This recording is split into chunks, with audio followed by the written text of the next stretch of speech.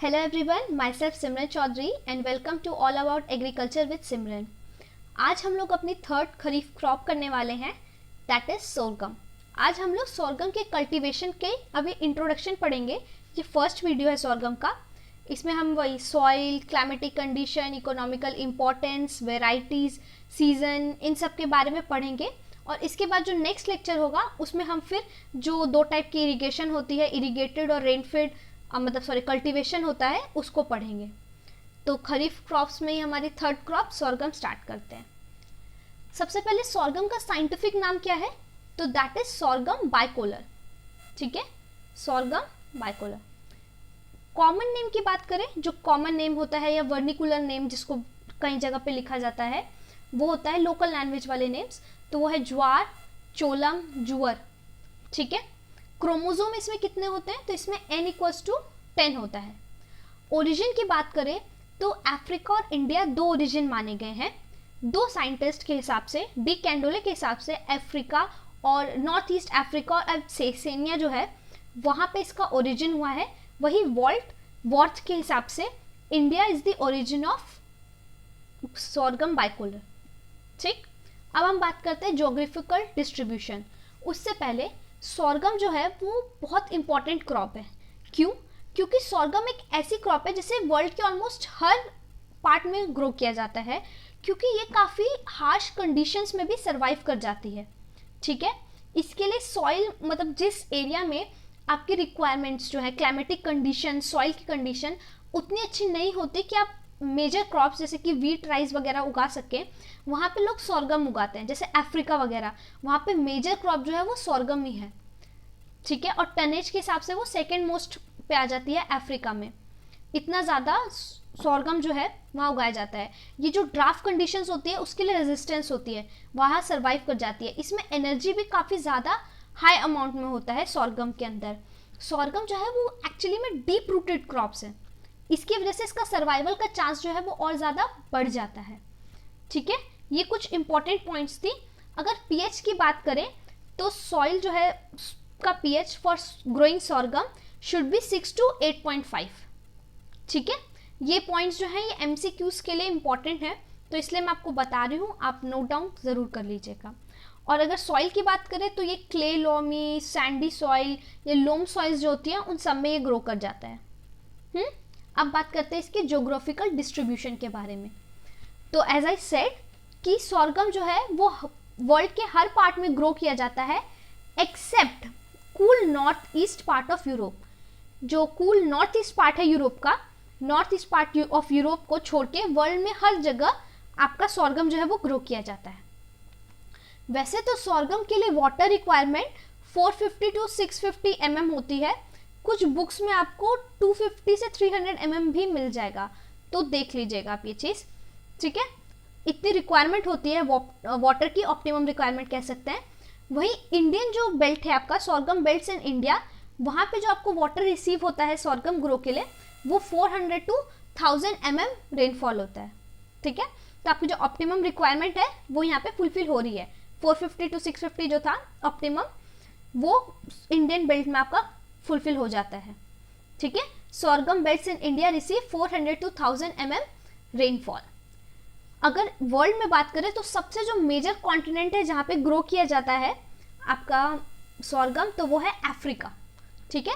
In world Africa, Nigeria and southern में, mainly भी Nigeria और सदर्न में, Africa is major continent cultivating sorghum and north America, south America and Asian continents also grow sorghum. ठीक है। Asia में, south America, north America, ये भी एक काफ़ी ज़्यादा इंपॉर्टेंट मेजर कंट्रीज़ में आ जाती हैं, लेकिन जो सबसे मेजर है, जहाँ सबसे ज़्यादा सोरगम ग्रो किया जाता है, वो है अफ्रीका आपका। ठीक है। इंडिया में, तो इंडिया में ये सेंट्रल और पेनिसुलर रीजन्स जो होते हैं, जैसे आपका तमिलनाडु हो गया, महाराष्ट्र हो गया, एमपी हो गया, एपी हो गया, इन सब एरिया में आपका मेनली ग्रो किया जाता है सोरगम। एक minute. In India, mainly on central and peninsular India, such as Maharashtra, Karnataka, Tamil Nadu, MP, AP, Rajasthan and Gujarat are important state cultivating sorghum crops. फिर हम बात करते हैं इकोनॉमिकल इम्पोर्टेंस की, कि इकोनॉमिकली सॉर्गम क्यों इतना इम्पॉर्टेंट हो जाता है। तो सॉर्गम जो है वो मोस्टली अफ्रीका, सेंट्रल एशिया और अमेरिका में ग्रो किया जाता है फूड इनसिक्योरिटी को कवर अप करने के लिए, ईज करने के लिए।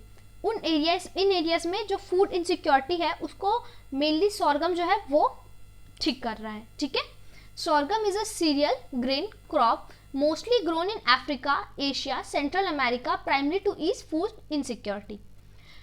वर्ल्ड का 5th जो लार्जेस्ट ग्रेन है वो आपका सॉर्गम ही है। हमने पढ़ा था स्टार्टिंग में फर्स्ट 3 जो थे वो आपका वीट, राइस, मेज वगैरह था, और आपका जो सॉर्गम है वो 5th लार्जेस्ट ग्रेन क्रॉप है। और in Asia in Africa second most important in term of tonnage. ये देख लीजिएगा, सेकेंड मोस्ट इम्पॉर्टेंट है किसके टर्म में, विद रिस्पेक्ट टू टोनेज।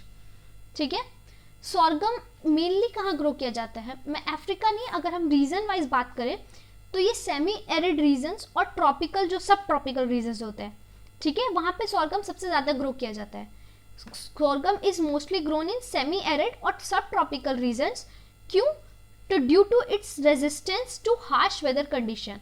मैंने आपको स्टार्टिंग में बताया कि सॉर्गम जो है वो बहुत ज़्यादा हार्श कंडीशन जैसे ड्राफ्ट वगैरह हो जाता है वहाँ पे भी ये सर्वाइव कर जाता है और ग्रो करता है। सॉइल जहाँ का पीएच थोड़ा डिसबैलेंस हो जाता है उधर भी सॉर्गम जो है ग्रो कर जाता है। तो इसीलिए सॉर्गम जो है वो रेजिस्टेंस वैरायटी है, हार्श वेदर कंडीशन। सॉर्गम जो है वो बहुत ज़्यादा एनर्जी प्रोवाइड करता है, known for high energy and draft tolerant crop. ठीक है, क्योंकि ये इतना ज़्यादा अडेप्टेबल है, इतना ज़्यादा ये अडेप्ट कर जाता है और वाइडली यूज होता है, इसलिए सॉर्गम को जो है हम क्या कहते हैं कि sorghum is one of really indispensable crops required for survival. Indispensable is extremely necessary. तो ये सॉर्गम जो है वो बहुत ही ज़्यादा यानी एक्सट्रीमली नेसेसरी क्रॉप है for survival of human kind.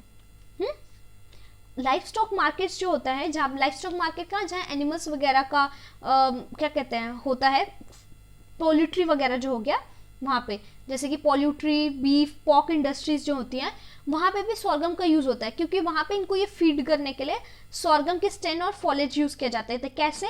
तो ग्रीन चॉप, हे, सिलेज या पेस्टर के फॉर्म में लाइफ स्टॉक मार्केट में भी सॉर्गम को यूज़ किया जाता है एनिमल्स को फीड करने के लिए। फिर आते हैं हम कल्चरल प्रैक्टिसेस में। तो कल्चरल प्रैक्टिसेस में सबसे पहले आता है सीजन। तो 4 तरीके के सीजन माने जाते हैं, ये बेसिकली तमिलनाडु के उसमें है, विद रिस्पेक्ट टू तमिलनाडु है। थाई पतम, चिरीथाई पतम, चिरीथिराई पतम भी बोल सकते हैं, अधिपतम और पुरास्तत पतम। ठीक है, जो थाई पतम है वो जनवरी टू फरवरी के सीजन को कहा गया है। चिथिराई पतम ये April to May, Adipattam June to July and Purattasi pattam सितंबर से अक्टूबर तक के सीजन को बोला गया है। ठीक है, मेनली तमिलनाडु में ऐसे सीजन्स में सॉर्गम को बांटा गया है। फिर आता है वेराइटीज। तो सॉर्गम की variety CO26, COS28, COS30, BSR1, COH4, K-tol, K11, Payur1, Payur2 and APK1। इसमें जो आप कहिएगा सबसे इम्पॉर्टेंट तो वो आपका BSR1, K-tol, K11, Payur12, APK और COH4 है। ये सबसे इम्पॉर्टेंट इसकी वेराइटीज़ में आता है। ठीक है, ये भी मेनली जो ये वेराइटीज़ कहाँ ग्रो की जाती है तो तमिलनाडु में। Tamil Nadu peninsular regions of India, अभी हमने लास्ट स्लाइड्स में पढ़ा था। सीड जो है हम जो कलेक्ट करते हैं तो it should be good quality seeds which are pest free और डिजीज फ्री। ठीक है, फिर हम बात करते हैं, अब वेराइटीज़ हमने देख लिया, सीजन भी देख लिया, तो सीड रेट क्या होना चाहिए जो हम सीड लेंगे उसका। तो अगर इरिगेटेड करना है, इसमें भी जैसे हमने पीछे पढ़ा था ना मेज, उसमें भी था इरिगेटेड और रेनफीड। सिमिलरली सॉर्गम जो है वो भी इरिगेटेड, रेनफीड। और फिर हम एक देखेंगे जैसे क्रॉपिंग पैटर्न, जब हमने पढ़ा होगा क्रॉपिंग सिस्टम तो इसमें एक रेटून मेथड पढ़ा होगा इंटर क्रॉपिंग के अंदर, फिर एक इंटर क्रॉपिंग पढ़ा होगा, मिक्स क्रॉपिंग पढ़ा होगा, फिर एक रेटून मेथड पढ़ा होगा, तो रतून भी बोलते हैं उसको। तो उससे भी सॉर्गम को ग्रो किया जाता है। तो यहाँ हम 3 टाइप से पढ़ेंगे सॉर्गम का कल्टीवेशन, मेनली 2, इरिगेटेड और रेनफीड। तो इरिगेटेड में अगर आप ट्रांसप्लांटिंग कर रहे हैं, वैसे तो डायरेक्ट सो किया जाता है, मतलब लिया और सो कर दिया। डायरेक्ट सोइंग कर रहे हैं आप तो आपका सीड रेट होगा 10 kg पर हेक्टेयर। लेकिन अगर आप ट्रांसप्लांटिंग कर रहे हैं तो आपका सीड रेट हो जाता है 7.5 kg पर हेक्टेयर। कब? इरिगेटेड में। और अगर रेनफीड है तो रेनफीड में direct sowing 15 kg per hectare.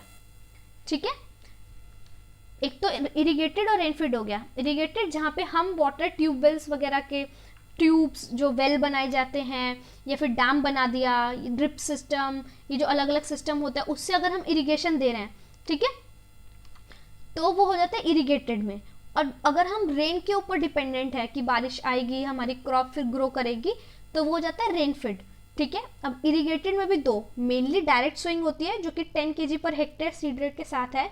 लेकिन अगर आपने ट्रांसप्लांटिंग कर दी तो आपका सीड रेट कम हो जाता है, 2.5 ग्राम किलो सॉरी कम कर देते हैं हम, that is 7.5 kg per hectare.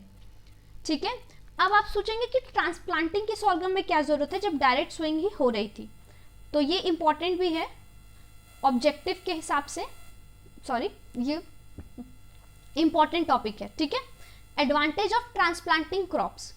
ठीक है, क्या क्या एडवांटेज है? तो सबसे पहला एडवांटेज होता है कि आपकी जो मेन फील्ड है उसमें जो ऐसे आप सॉर्गम नॉर्मली ग्रो करते उससे 10 दिन कम, 10 दिन यानी जल्दी जो है आपको मिल जाएगा आपका ट्रांसप्लांटेड सॉर्गम।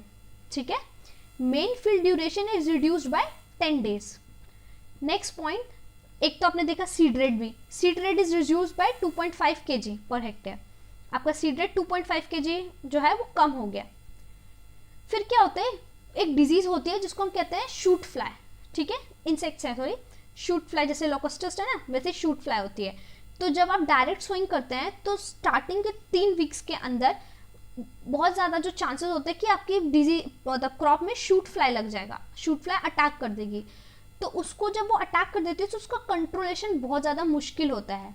लेकिन अगर हम ट्रांसप्लांटेड सॉर्गम लगाते हैं, ट्रांसप्लांटेड क्रॉप को लगाते हैं, तो shoot fly which attack direct sowing crop during first 3 weeks and which is difficult to control can be controlled efficiently and economically in nursery itself। ठीक है, सीडलिंग्स जिसमें वो क्लोरिटिक और क्लोरीन की कमी हो जाती थी, क्लोरोफिल की कमी हो जाती थी, क्लोरिटिक और डाउनी मिल्ड्यू जैसे सिम्टम्स जो हैं उनको हम आराम से एलिमिनेट कर सकते हैं। ठीक है, और जो मेन फील्ड में उस डिजीज को आने से मिनिमाइज कर सकते हैं। अब देखो सीड हमें पता तो है नहीं कैसा है, हमने डायरेक्ट ग्रो कर दी, कुछ उसमें से इन्फेक्टेड सीड्स होंगी। ठीक है, वो जब ग्रो करेंगे तो वो प्लांटलेट्स जो खुद इन्फेक्टेड है उसके नियर बाय जितने भी हैं उनको भी प्लांटलेट्स को इफेक्ट कर देगी, जिससे आपकी मेन जब ग्रोथ होगी तो मेन यील्ड में इफेक्ट पड़ेगा। लेकिन जब आप ट्रांसप्लांटिंग करते हैं तो आपने उसको लगाया डिस्टेंस में, जब वो ग्रो किया तो उसी टाइम आप एलिमिनेट कर सकते हैं नर्सरी में ही कि कौन सी आपकी अच्छी है और कौन सी खराब है। ठीक है, जो आप खराब है उसे आप हटा देंगे और जो अच्छी है उसे आप मेन फील्ड में ट्रांसप्लांट करेंगे। ठीक है, तो इससे आपकी जो डिजीज लगने वाली जो सीड डिजीज होती है, सीडलिंग डिजीज होती है, उसका खतरा भी मिनिमाइज हो जाता है मेन फील्ड में। ठीक है, तो वही लिखा है सीडलिंग्स विच शो क्लोरोटिक और downy mildew symptoms can be eliminated thereby incidence of downy mildew in the main field can be minimized. फिर नेक्स्ट पॉइंट लिखा है कि optimum population can be maintain as only healthy seeds are use for transplanting. अभी हमने बोला ही कि अब जब हम सारी सीड्स को ग्रो कर देंगे, डायरेक्ट सोइंग में तो क्या था, हम सिलेक्शन नहीं कर पाते, हमने जो सीड्स अच्छी लगी वो प्री ट्रीटमेंट किया हमने, जो भी पानी में सोक वोक करने वाला होता था, तो जो खोखली जो शेलो सीड्स होंगी वो तो उसी टाइम अलग हो गई।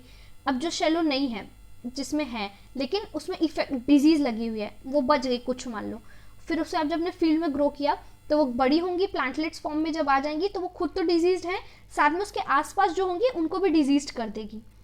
ठीक है, और हम इसका कंट्रोल नहीं कर पाएंगे। लेकिन जब हम उसी सीड को ट्रांसप्लांट करेंगे तो नर्सरी में जब हम ग्रो करेंगे तब जब वो प्लांटलेट्स बनेंगे तो उसी टाइम हम देख लेंगे अरे ये तो डिफेक्टेड है, इसको तो क्लोरोटिक है, इसको तो माइल्ड्यू है, तो उसको हम हटा देंगे, रिमूव कर देंगे। और जो अच्छी सीड्स होंगी, जो अच्छी क्वालिटी की पॉपुलेशन है, हेल्दी है सीडलिंग्स, उसको निकाल के ट्रांसप्लांट कर देंगे ताकि हमारी यील्ड जो है वो अच्छी है। ठीक है, तो ये सारे एडवांटेज थे ट्रांसप्लांटिंग के। और ये आपका फर्स्ट लेक्चर हो गया सॉर्गम का, इसमें हमने इंट्रो कर लिया। अब नेक्स्ट में हम इरिगेटेड और रेनफीड पढ़ेंगे। इरिगेटेड में हम डायरेक्ट सोइंग और ट्रांसप्लांटिंग देखेंगे। तो तब ट्रांसप्लांटिंग करेंगे तो हमारा पहले नर्सरी प्रिपरेशन के स्टेप्स आएंगे, कैसे नर्सरी प्रिपेयर करें, सीड रेट तो यही देख लिया, प्री सीड ट्रीटमेंट करेंगे सीड्स को, उसके बाद उसकी सोइंग करेंगे, सोइंग करते टाइम उसकी स्पेसिंग देखेंगे, सीड बेड्स कैसे बनाना है वो देखेंगे, फिर उसको ट्रांसप्लांटिंग के कितने डेज लगेंगे उस टाइम पे, उसमें वीड मैनेजमेंट करेंगे, वाटर मैनेजमेंट करेंगे ना, जो भी हमें न्यूट्रिशन देना होता है, जैसे हम FIM 12.5 टन देते हैं हमेशा, वो FIM देंगे, कंपोस्ट या फिर उसके बदले वो डालेंगे फील्ड में, वीट का मैनेजमेंट करेंगे, इरिगेशन करेंगे, उसमें वाटर मैनेजमेंट करेंगे, और साथ ही साथ मेन फील्ड को तैयार करेंगे, उसमें प्लोइंग करेंगे, चिजलिंग करेंगे, फिर मेन फील्ड में भी वही FIM वगैरह न्यूट्रिशन जो भी कमी है अपना सॉइल टेस्ट करके चेक कर लेंगे, वो डालेंगे, फिर उसकी ट्रांसप्लांटिंग करेंगे, फिर उसको ग्रो करेंगे। जब ग्रो करेंगे मेन फील्ड में तब फिर हम वाटर ट्रीटमेंट करेंगे, वीड मैनेजमेंट करेंगे, और पेस्टिसाइड्स हर्बिसाइड्स जो भी डालना है वो सब चीज़ें देखेंगे इसमें, ठीक है। फिर हमें यील्ड मिल जाएगा। ये ऐसे हम ट्रांसप्लांटिंग करेंगे और उसी टाइम हम कंपेयर करते चलेंगे कि ट्रांसप्लांटिंग और डायरेक्ट सोइंग में कैसे कैसे चलेगा। फिर हमारा जब इरिगेटेड होगा तो रेनफेड, ये नेक्स्ट लेक्चर में सारा कवर कर लेंगे। अभी के लिए देखने के लिए थैंक्स फॉर वॉचिंग, और अगर आपको कोई भी डाउट हो तो आप कमेंट बॉक्स में पूछिएगा, मैं ज़रूर जवाब दूंगी। Thanks for watching.